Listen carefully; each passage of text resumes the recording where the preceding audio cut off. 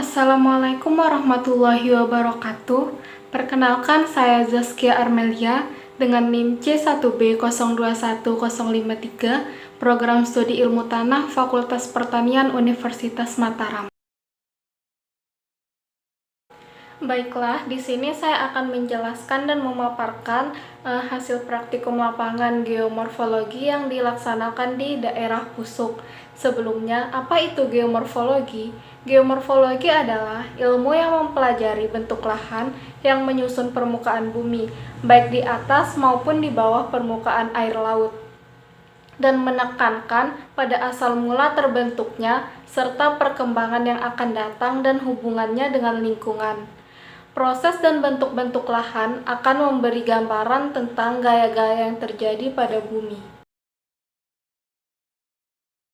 Selanjutnya, relief muka bumi tidak selalu tetap, tetapi selalu mengalami perubahan bentuk melalui suatu daur yang disebut daur atau siklus geomorphic circle. Perubahan tersebut dipengaruhi oleh gaya endogen dan gaya eksogen. Gaya endogen meliputi tektonisme dan vulkanisme. Tektonisme mengakibatkan proses pengangkatan, penurunan, pelipatan, patahan, dan pergeseran pada kerak bumi. Selanjutnya, gaya eksogen. Gaya eksogen terdiri dari kekuatan air, gelombang serta arus, angin, dan gelitser. Pada praktikum ini, objek yang diamati yaitu landform yang terdapat di daerah Kabupaten Lombok Utara.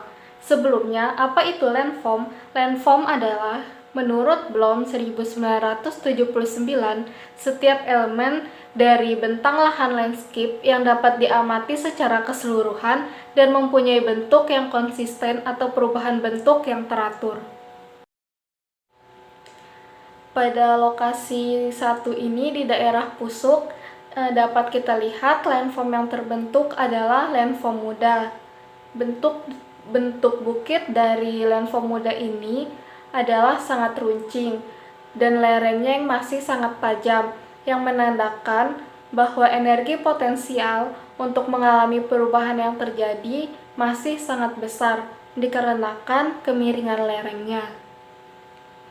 Kecuraman lereng tersebut menandakan bahwa intensitas erosi yang terjadi sangat besar. Jika diperhatikan pada penampang drainase atau aliran sungai masih sempit dan curam, yang disebabkan karena lereng yang begitu curam sehingga energi potensialnya besar dan tekanan vertikal yang dominan. Jika dilihat pada gambar di samping, tanah yang terbentuk pada gambar tersebut adalah tanah muda dengan pengaruban induk yang sangat dominan.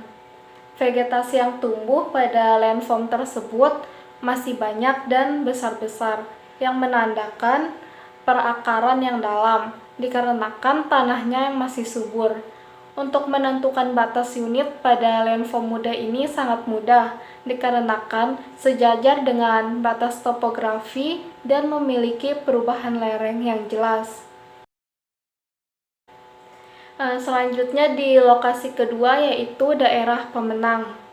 Pada lokasi ini dapat kita lihat landform yang terlihat yaitu landform dewasa yang ditandai dengan jarangnya vegetasi yang tumbuh pada daerah landform tersebut.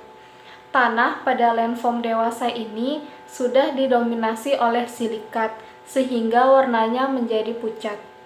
Terlihat juga lahan yang mulai rendah, lembah yang melebar dan terjal, volume tanah yang dangkal sehingga perakaran tanaman di daerah tersebut pendek atau tidak dalam. Erosi yang terjadi pada landform ini cepat dikarenakan adanya campur tangan manusia. Penuaan pada landform ini dipercepat karena ada campur tangan manusia yang bertani di daerah lereng dan daerah landform tersebut. Bentuk dari drainase atau aliran sungai terlihat semakin lebar dan berbelok-belok. Gerakan vertikalnya berkurang dikarenakan lerengnya yang relatif datar. Aliran begitu besar dikarenakan terkumpul dari aliran sungai yang di atas.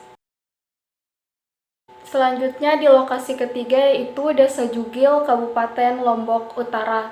Pada lokasi ini, landform yang terlihat dan terbentuk adalah landform struktural dengan ciri adanya patahan dan bentuk lahan yang datar.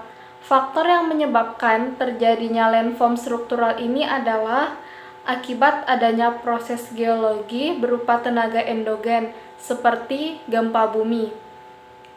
Bentuk bukit yang terjadi mengikuti patahan yang disebabkan oleh gempa. Lapisan batuan pada landform ini memiliki kemiringan yang berbeda-beda akibat dari pergeseran yang terjadi, sehingga menyebabkan ketinggian dan kemiringan. Aliran sungainya juga, aliran sungai yang terbentuk mengikuti bentuk lereng pada daerah tersebut. Selanjutnya itu lokasi terakhir di Kayangan, Lombok Utara. Pada lokasi ini, landform yang terbentuk dan terlihat adalah landform yang sangat tua, yang ditandai dengan lereng yang landai. Pada lokasi ini, sangat sulit untuk kita mengetahui dan mengenali bentuk dari landform pada lokasi tersebut, karena tidak adanya bukti atau bentuk landform muda, kecuali vegetasi yang tumbuh di sekitarnya. Pada landform yang sangat tua ini, sangat sulit dibedakan antara lembah dan bukit, dikarenakan landformnya yang relatif datar. Lokasi ini merupakan puncak bukit, namun terus mengalami penggerusan hingga mencapai titik keseimbangan, sehingga energi erosinya kecil akibat lereng yang landai, maka energi potensial dan aktualnya sangat rendah.